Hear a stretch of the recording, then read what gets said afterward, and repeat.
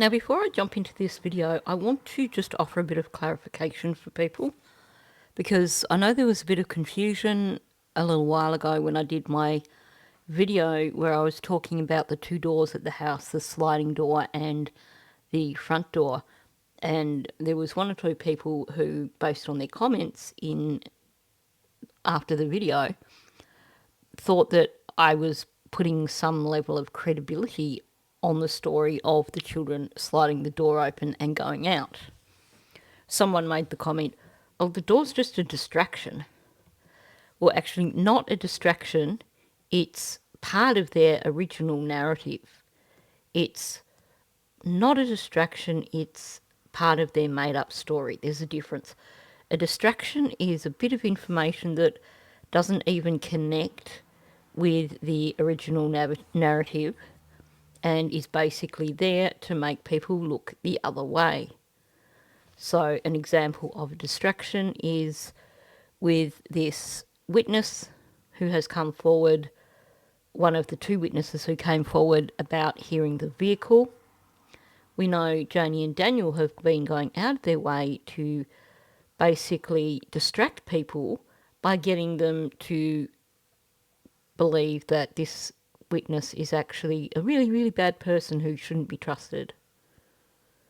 And as I said in my previous video, yes, you have to question if someone has a criminal history, then it doesn't necessarily make them such a great witness. Unless, of course, there is another witness that comes forward and they have a statement that basically corroborates what that person was saying. And that's what we have, which means that while people are trying to create a distraction by saying, hey, look at this guy, maybe he kidnapped the children or something ridiculous like that, that's not part of the original narrative. And also we know that is basically there to try and distract people from what he has said. Don't look at the fact that this guy witnessed the same thing as another neighbour. That is quite incriminating. But instead, let's just ignore that and talk about this guy instead. So the reason I'm saying this is because this video, I'm not for 1 second suggesting that we should believe the story of the children wandering off into the woods. The reason I'm looking at this is because when we're looking at a case like this, not only do we need to compare statements to see what's consistent, what's inconsistent, to try and find the truth, not only do we need to listen to what's been said and look for leaked truths, but it's also important to establish the credibility of the people who we are looking at. And the reason why I'm doing this video today is because all of a sudden there seems to be a new group of people who want to worship Malaya because she wrote a letter. I never comment on any of the Facebook groups, but I do go in and I check them out occasionally. And there's one group that is like it's a Malaya fan club now, by the looks of it. One of the admins, anytime there's a post that relates to Malaya, originally she basically warned people and said, don't say anything negative in the comments or your comments will be removed. Basically, don't say anything bad about Malaya. In the end, she turned the comments off for that post, and now anytime there is a post that connects with Malaya, she turns the comments off so that people can't actually have their say regarding Malaya. One of the posts that I saw last night that made me almost want to vomit was someone had made a little short video, and It had a few pictures, or one picture I think, of Malaya with the children, and it had writing across it saying something like "a mother's love," and it had all this sappy music. And then you had that for a few seconds, and then it switched to a photo of Belinda, and it was like a grandmother's love. We can respect Belinda 100%. We can agree that Belinda dearly did love those children, still does love those children. But I just found it really sickening, given that Malaya knows what happened to those children, that someone would post a pretty little video with mother's love on it. But not only that, put that ahead of the grandmother, who is the only person in the entire family, or along with her daughter, of course. Sorry, Chelsea. But they are the only two people in the entire family who are actually speaking out for Lily and Jack, who are actually doing something constructive for Lily and Jack. So a large part of the reason for doing this video is to remind people that Malaya went along with the narrative at the beginning. Malaya has lied to the RCMP. We need to remember that she is part of this. She's not some poor, helpless mother who's missing her children, who's been out every day for the last 5 months searching for them, who's been out putting posters up everywhere, asking people to help, who's been doing as many media interviews as she can, begging the public for help. No, this is someone who has lied to the RCMP. She has gone along with the same narrative that Janie and Daniel had, and then she went into hiding for 5 months, up until when she came out, tried to get hold of the GoFundMe money that was raised, and then went back into hiding until she released this letter. And I said when I was looking at that letter, seems pretty clear to me that that was not her doing it voluntarily. Someone requested that she do that letter. I also think that this particular video also highlights just the way the story has been changed here. Introducing new information which may or may not be truthful, or giving one statement to a dispatcher and then a week later giving a contradictory statement. So this video is basically, as you can tell from the thumbnail, all about these claims that the children were kind of prone to wandering. Now, most recently, we had Daniel claiming that when they were still living, like before they moved to Gairloch Road, that when Jack was 2, he was known to wander. So I'm not going to show you the email, but I double checked with Belinda, as she said she had never heard of him wandering when they were living elsewhere, when they were still part of her world. She never heard anything about Jack wandering. You would think that as his grandmother, that during the time when she was part of his life, that had he been a wanderer, someone might have mentioned that to her, especially if the children were spending time at her house, because you would want to make sure the grandmother knows that, oh, just be careful of him because he's suddenly taken to wandering. So to me, the fact that, Belinda was never told, never has any knowledge, or has no knowledge of him ever wandering, contradicts Daniel's sudden claim that Jack was a wanderer when he was 2. Although that said, also, 2-year-olds, they're just discovering their legs. They may well occasionally do something crazy like run off down the road ahead of you. That doesn't mean that when they're 4, they're going to do that again. By the time they're 4, they've got their legs figured out. And if they're a little boy who likes to sit down and play with bugs and worms, chances are they're not going to wander off. But anyway, let's jump into this. So first of all, we have information on the initial dispatch call.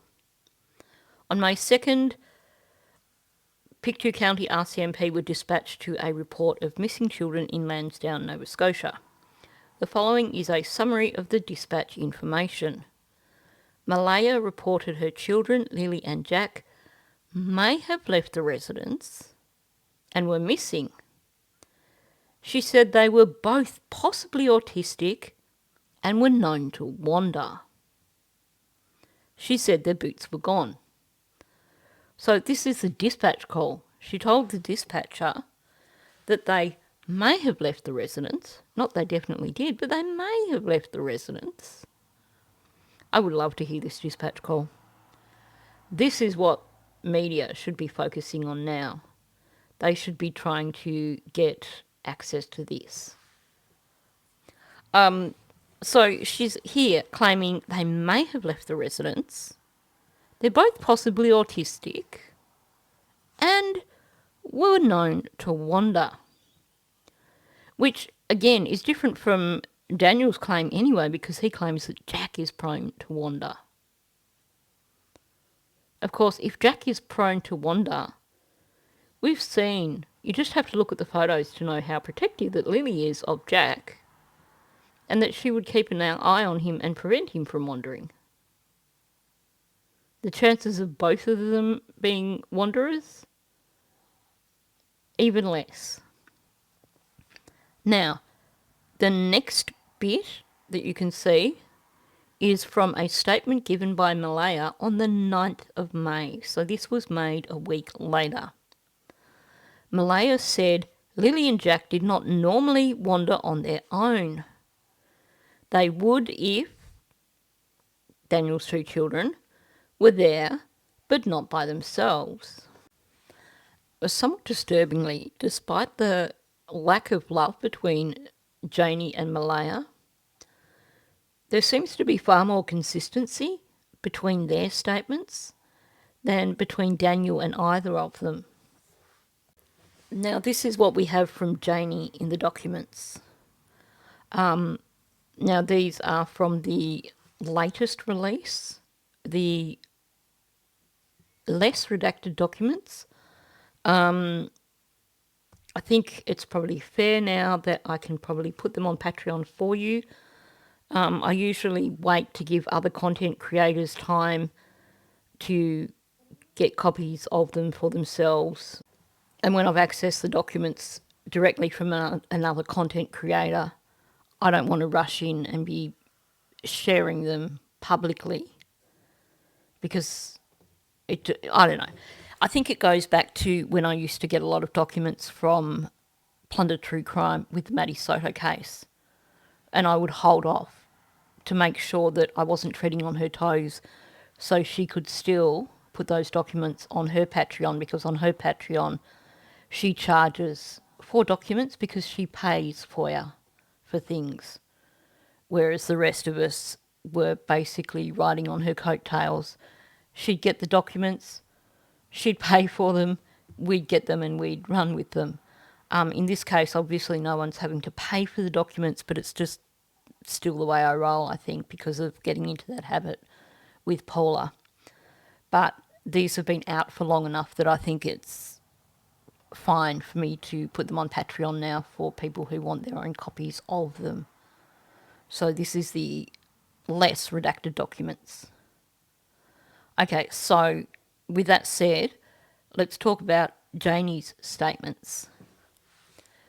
We have Janie said Jack would not go for a walk on his own.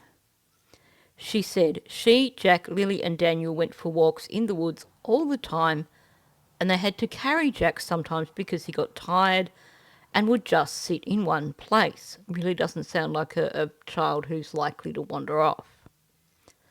Janie said she does not believe the kids are in the woods. And then we have this other statement from Janie. Malaya called her mother, who came to the house.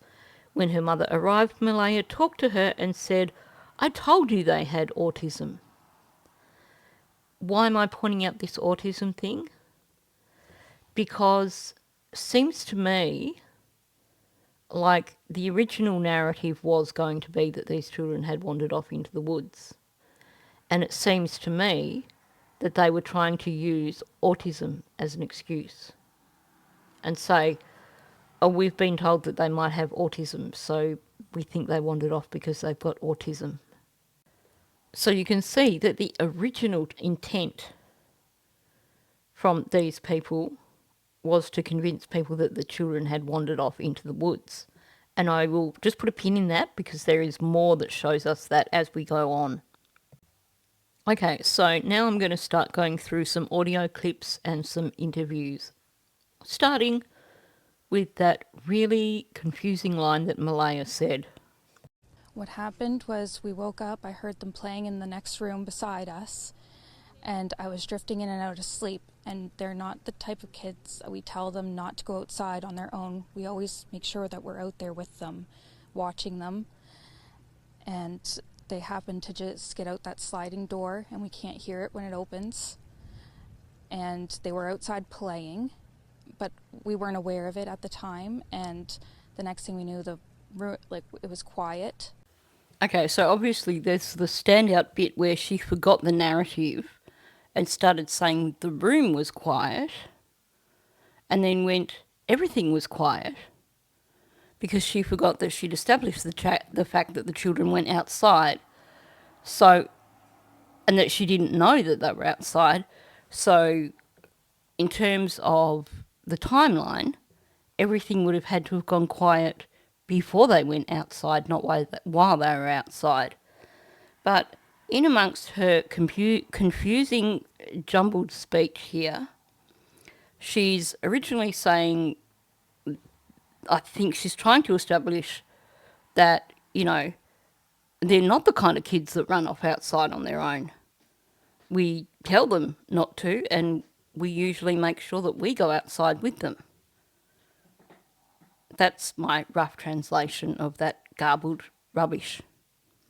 But then she goes on about them getting outside, opening the door and getting outside, which we know is complete utter BS and impossible also. So she's actually giving conflicting information here. On one hand, she's trying to say they're not the sort of kids that, you know, we have to tell them not to go outside. I think that's what she's trying to say.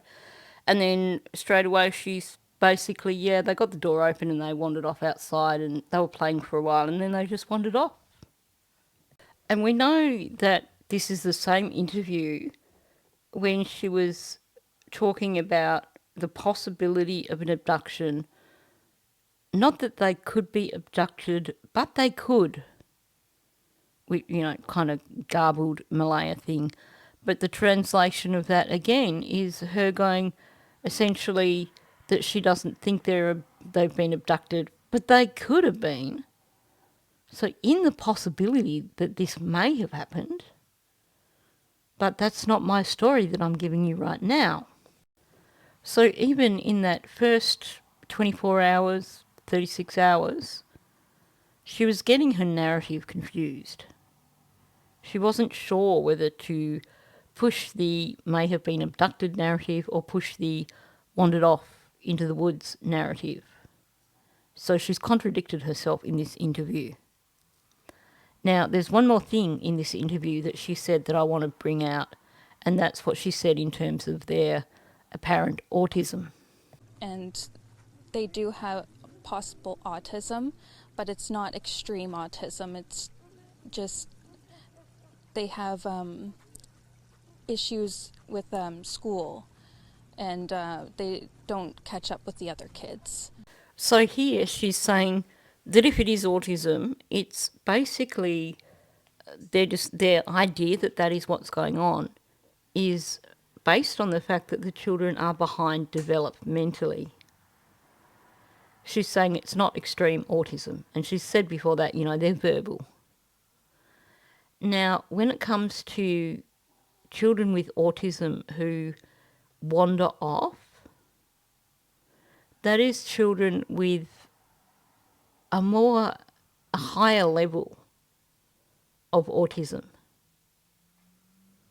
Given that people really weren't sure if these children showed signs of autism other than that they were developmentally delayed, given that they were missing at least one day a week of school, I would be putting it down to that as opposed to autism.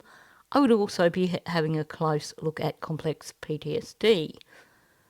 So nothing that she's said here points towards them being so extreme with their autism that they're just going to wander off.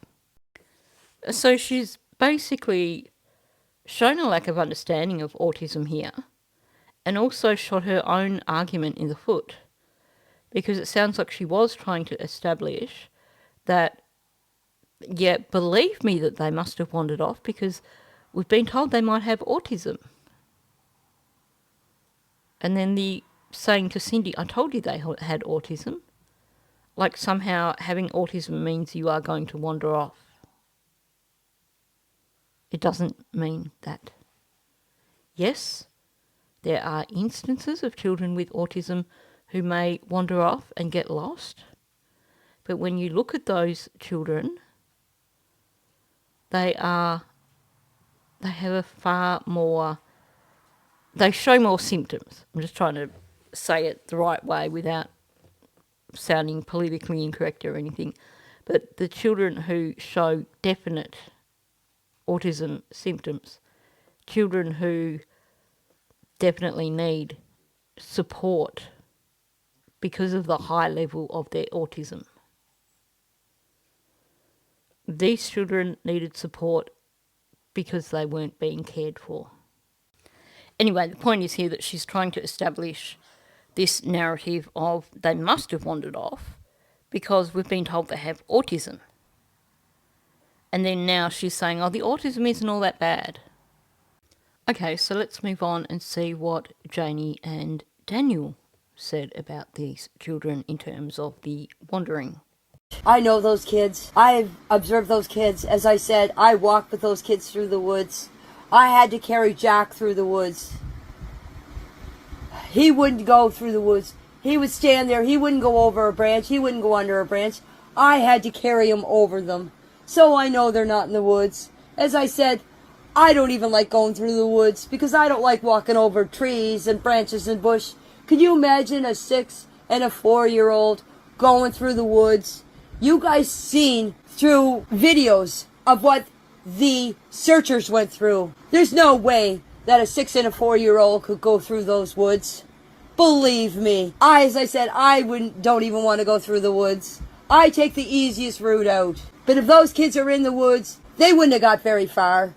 We searched. Look at all the searchers that were here. They had the dogs in here. They had drones. They had helicopters. A 6 and a 4-year-old are not going to go through that woods. Believe me, they're not. Okay, so most of what she was saying there is, believe me, they're not going to go through those woods. A 6 and a 4-year-old are not going to go through those woods, which is not necessarily anything concrete in relation to Lily and Jack. But then she points out all the searchers, etc. there that were there, which is a good point. And then she talks about Jack not liking to go through the woods and having to be carried. That doesn't sound like a kid who's likely to wander off. Now, something important that we need to keep in mind here too is that Janie didn't actually come out and speak until a few months in. So this is basically the narrative at the point when we've already had Durwood come out sharing his story about Malaya putting the children in a car and having them sent off somewhere. And seems like Janie twigged onto that as being a good narrative faster than Daniel. So a lot of what she's saying here is backing up Durwood, unfortunately. Although we do have, as I read before in her statement, her saying that they don't go in the woods. So that is consistent. So seems to me that from the beginning, Janie was probably trying to push the narrative of them being abducted or trying to make Malaya look like a liar. But by making Malaya look like a liar, she basically made all of them look more guilty, given that the RCMP have been quite clear from day one that there is no evidence of an abduction. If they are still saying, nearly 6 months in, that there is no evidence of an abduction, you better believe there was no abduction, because they would have found evidence by now. My first instinct when she told me that the kids were missing was check the woods. That's what I did. Right. And when I found out they were not in the woods, I said they're not in the woods. Can we just acknowledge here that Janie probably shouldn't stray from the script? Because obviously she was trying to emphasise that they couldn't be in the woods. But she's basically, first of all, said, and this is the same statement that she gave law enforcement, that when she found out they were missing, the first thing she thought was that she had to go search in the woods. So even here, she's trying to push the wandered off narrative and then got it confused. It seems like these guys had originally agreed on a narrative of the children wandering off into the woods. I suspect that because the RCMP acted so quickly, that's why they switched to their abduction narrative, which is interesting because that's the story that Janie and Durwood and everyone keeps saying, that Malaya only came out with the children wandered into the woods narrative after she put them in the car, because the RCMP arrived so quickly that she didn't have the time to basically admit that she actually knew where the children were, some ridiculous thing like that. But it does seem that their original plan, based on everything they're saying here, is to claim the children wandered off into the woods, even down to the 911 call being that Malaya says they're prone to wandering. You have Janie forgetting that they've obviously decided that they're not going to push the wandered into the woods part of it. She's learnt her script, and her script is, I immediately thought to check the woods, meaning let's push the wandered off into the woods narrative. But then she flips it around and says, and then when I found out they're not in the woods, I said, they're not in the woods. Really, really bad attempt to do a script revision on your own. The fact that it does sound so unnatural, the fact that it does sound so wooden, says to me that this is leakage. Then when I found out they're not in the woods, how did you find out that they're not in the woods? Nobody came out and said these children aren't in the woods. In fact, you had searchers claiming right up until like late May that it's possible that they could have been somewhere in the woods and we just haven't found them. So this is definite leakage here.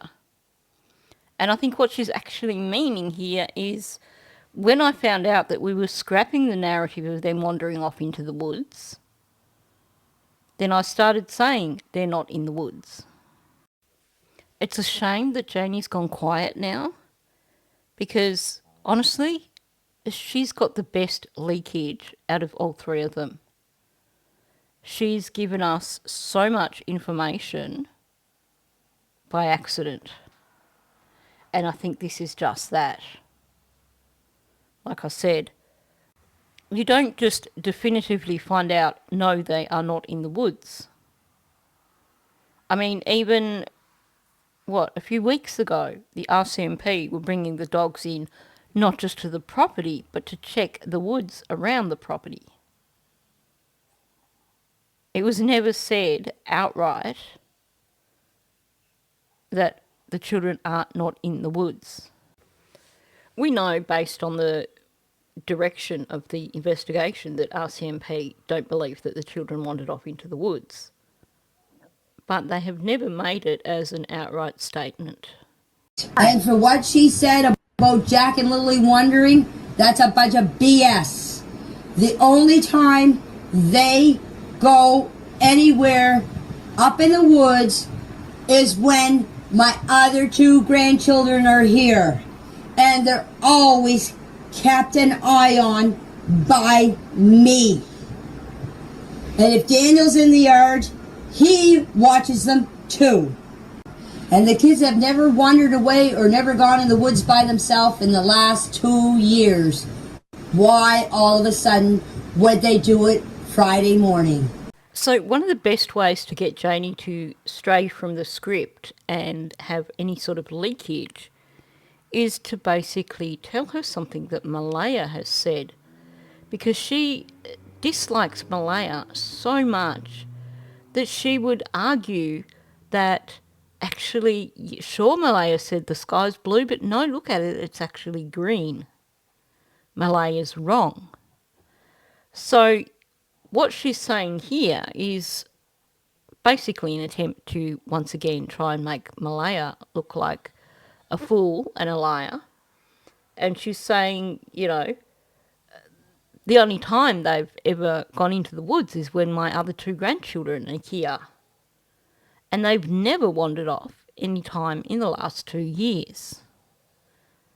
So you can see now where the script is headed. This is now headed for the abduction side of things.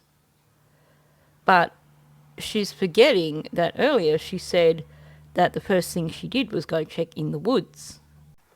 And of course this also puts an end to Daniel's whole thing of trying to establish that, well, Jack used to be a wanderer when he was 2.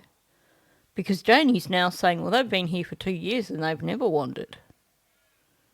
So if Jack had have wandered when he was 2, even though it appears that nobody knew about it, then it wasn't something that became a habit.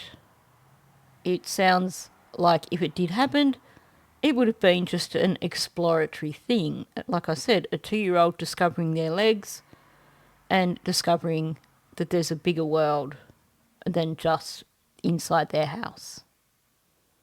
It's a developmental phase. In my opinion, they are not in the woods. The searchers are saying they are. But come on, after all the time they have searched and never found nothing, and all the helicopters and the drones and all the area they have searched, those 2 children, Jack and Lily, could not have walked very far. As I told you, when I walked with Jack and Lily and Daniel and my other 2 grandchildren in the woods, I would have to carry Jack through the woods. There's no way you're going to make a kid do something they don't want to do. Believe me, I've been through it. So Jack and Lily would not have walked in the woods.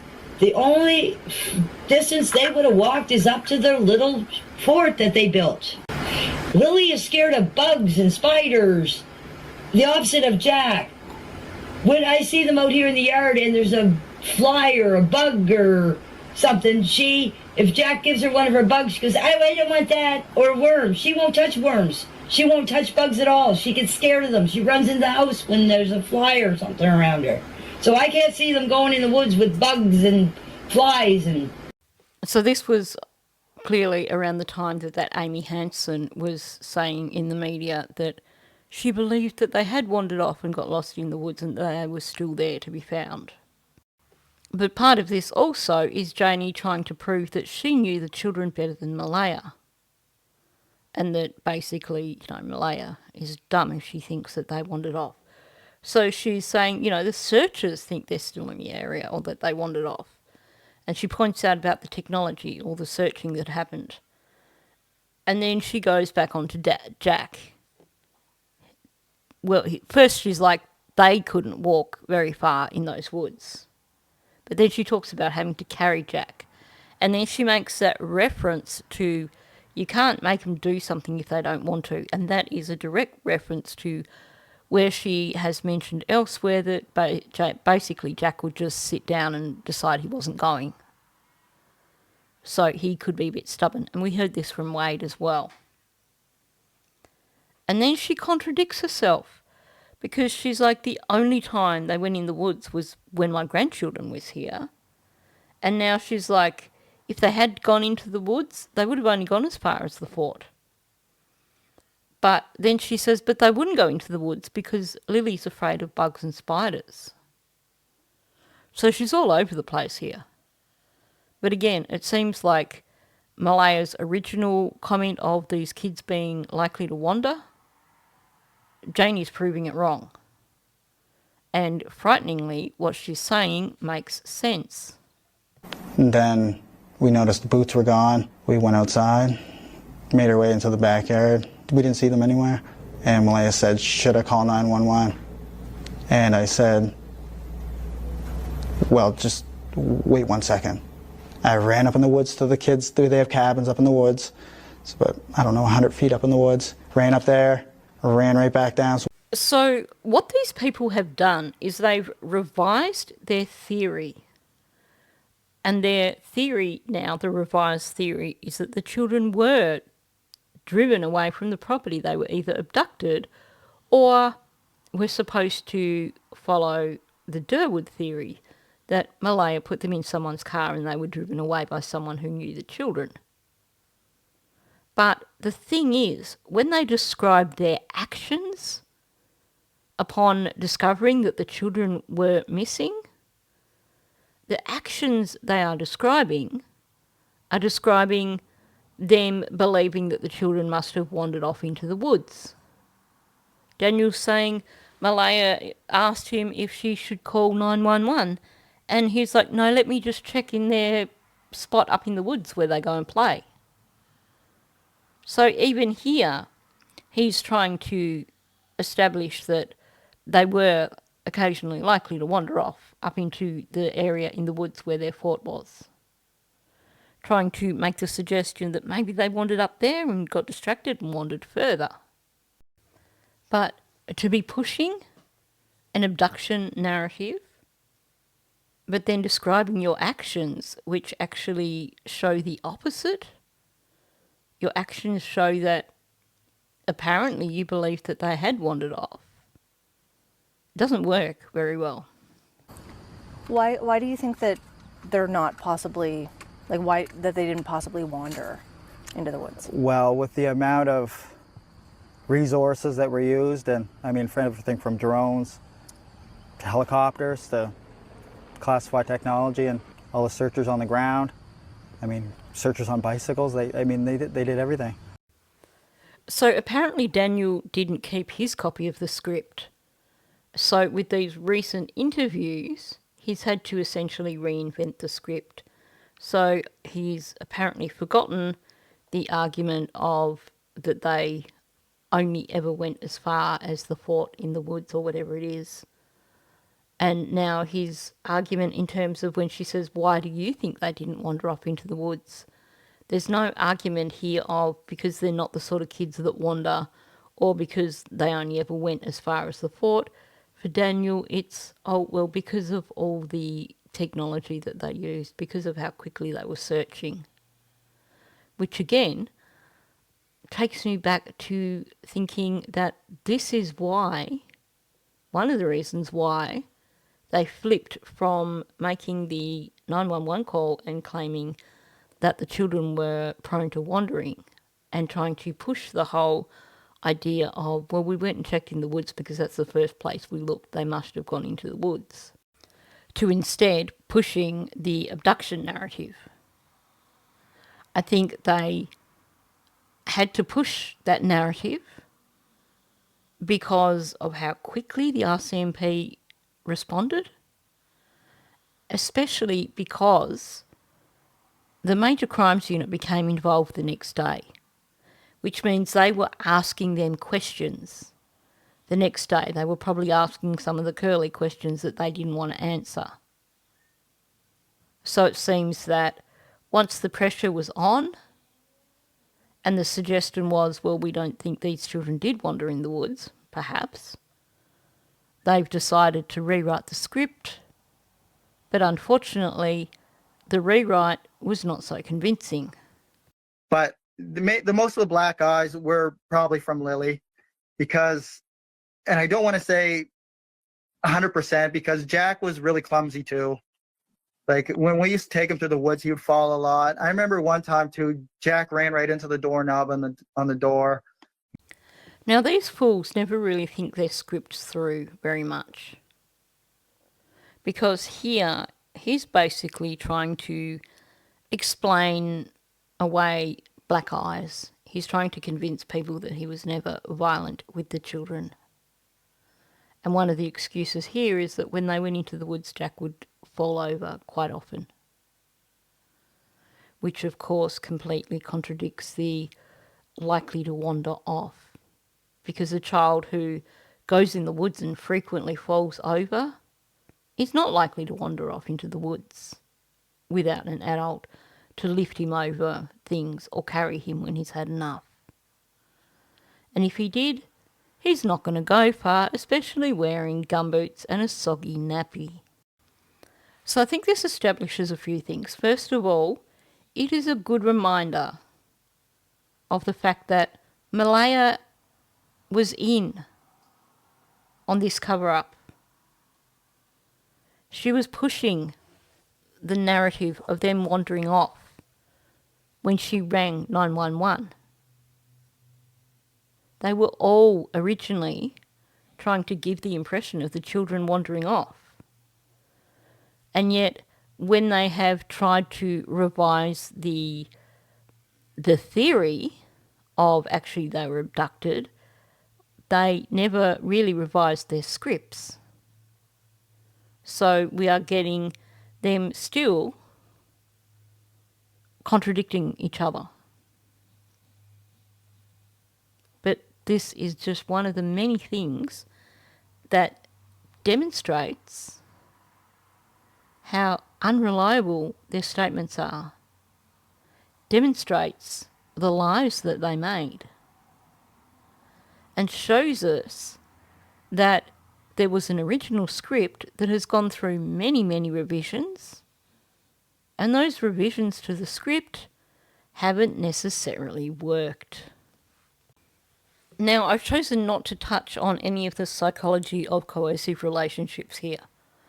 We know that for Malaya, there was coercion ongoing coercion for the time that she was living with Daniel, to the point where she would have been questioning herself daily, to the point where her confidence would have been at an all-time low, to the point where she happily would have gone along with the agreed script, the agreed narrative.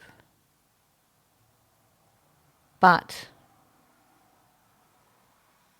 I think what we've got to bear in mind here, regardless of all that, is that while people are worshipping Malaya right now, thankfully it seems that my subscribers were far too intelligent for that.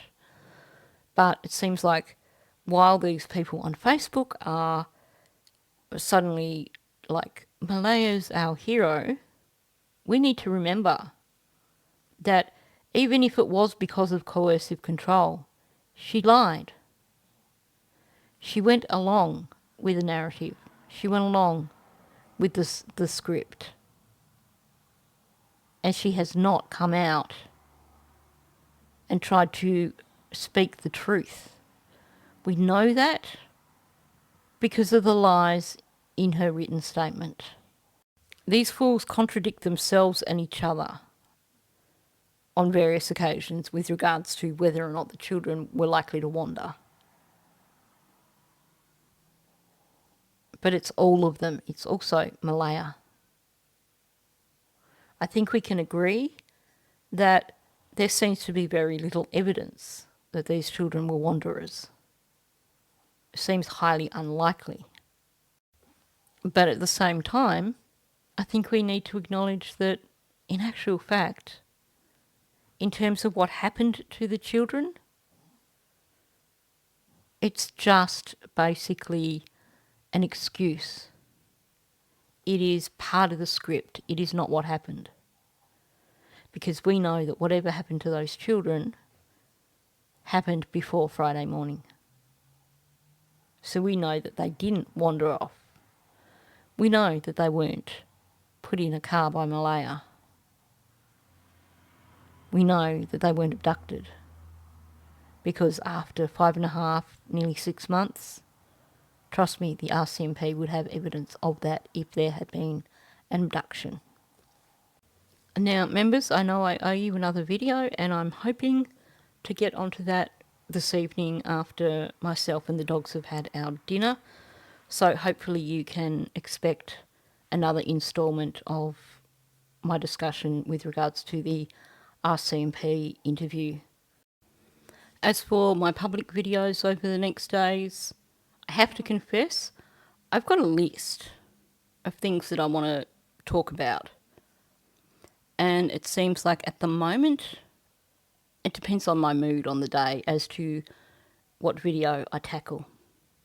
I would like to jump into the handwriting analysis for Malaya, but I realise now that's probably going to be a series, and I'm going to do it in small chunks.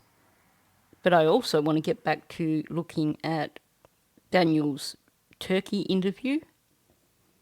And there's also a lot of little topics like this one that I want to touch on. All I can say is that you can be pretty confident that there will be a video from me tomorrow. As for the topic, well, even I'm not quite sure. So, on that note, thanks for listening. If you are new to my channel, please subscribe. Also, please hit that like button. Let's get this video out there into the algorithm. And also, please leave a comment below. Thank you, and I'll catch you in the next one. I've been